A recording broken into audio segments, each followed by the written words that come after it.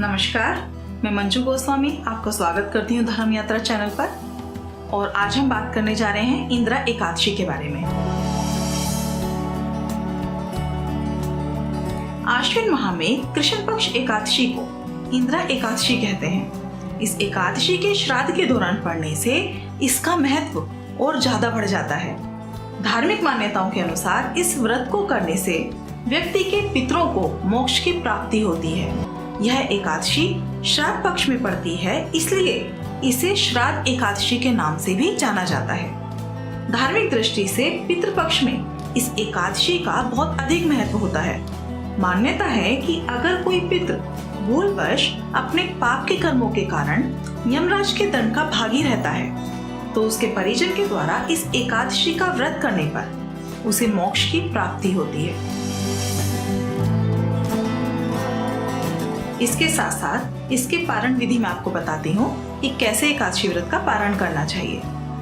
एकादशी के व्रत को समाप्त करने को पारण कहते हैं। एकादशी व्रत के अगले दिन सूर्योदय के बाद पारण किया जाता है।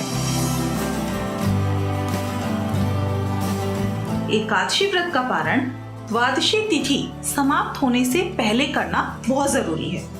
यदि द्वादशी तिथि सूर्योदय से पहले ही समाप्त हो गई हो तो एकादशी व्रत का पारण सूर्योदय के बाद ही होता है। द्वादशी तिथि के भीतर पारण न करना पाप करने के समान होता है, इसलिए द्वादशी तिथि में ही पारण कर देना चाहिए व्रत का। एकादशी व्रत का पारण हरिवासर के दौरान भी नहीं करना चाहिए। हरिवासर जो कि द्वादशी तिथि की पहली 1/4 अवधि है। जो श्रद्धालु व्रत कर रहे हैं उन्हें व्रत तोड़ने से पहले या फिर व्रत खोलने से पहले हरिवासर समाप्त होने की प्रतीक्षा करनी चाहिए। व्रत खोलने के लिए सबसे उपयुक्त समय सुबह का होता है। व्रत करने वाले श्रद्धालुओं को मध्याह्न के दौरान व्रत तोड़ने से बचना चाहिए। कुछ कारणों की वजह से अगर कोई सुबह पारण करने में सक्षम नहीं है तो उसे मध्याह्न के बाद पारण करना चाहिए। कभी कभी एकादशी तिथि लगातार 2 दिन के लिए आ जाती है। जब एकादशी व्रत 2 दिन का होता है तब समस्त परिवारजनों को पहले दिन एकादशी व्रत करना चाहिए। दूसरे दिन वाली एकादशी को दूजी एकादशी बोलते हैं। सन्यासियों और मोक्ष प्राप्ति के इच्छुक श्रद्धालुओं को दूजी एकादशी के दिन व्रत करना चाहिए।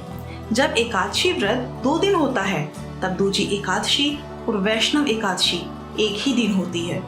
भगवान विष्णु का प्यार और स्नेह के इच्छुक परम भक्तों को दोनों दिन एकादशी व्रत करने की सलाह दी जाती है।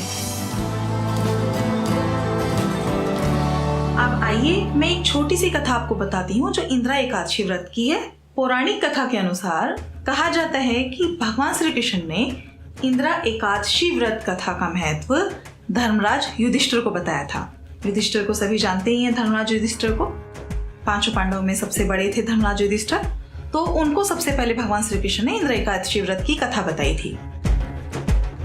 उनके अनुसार सतयुग के एक समय की बात है। इंद्रसेन नाम का एक राजा था जिसका महिष्मती राज्य पर शासन था। राजा के राज्य में सभी प्रजा सुखी थी और अच्छे से रहती थी। और राजा इंद्रसेन भगवान विष्णु के परम भक्त थे। एक बार राजा के दरबार में देवऋषि नारद पहुंचे। तब राजा ने उनका अच्छे से स्वागत सत्कार किया और उनसे आने का कारण पूछा। तब देवऋषि नारद ने उन्हें बताया कि मैं यम से मिलने यमलोक गया था और वहां पर मैंने तुम्हारे पिता को देखा। यानी देवऋषि नारद ने उनको बताया कि वो यम से मिलने यमलोक गए थे और वहां पर उन्होंने राजा के पिता को देखा। वहां पर वह अपने पूर्व जन्म में एकादशी व्रत के खंडित होने का दंड भोग रहे थे। इसके लिए उन्होंने आपसे इंदिरा एकादशी का व्रत करने को कहा है ताकि उन्हें मोक्ष की प्राप्ति हो सके। तब राजा ने नारद जी से इंदिरा एकादशी व्रत के बारे में जानकारी देने को कहा।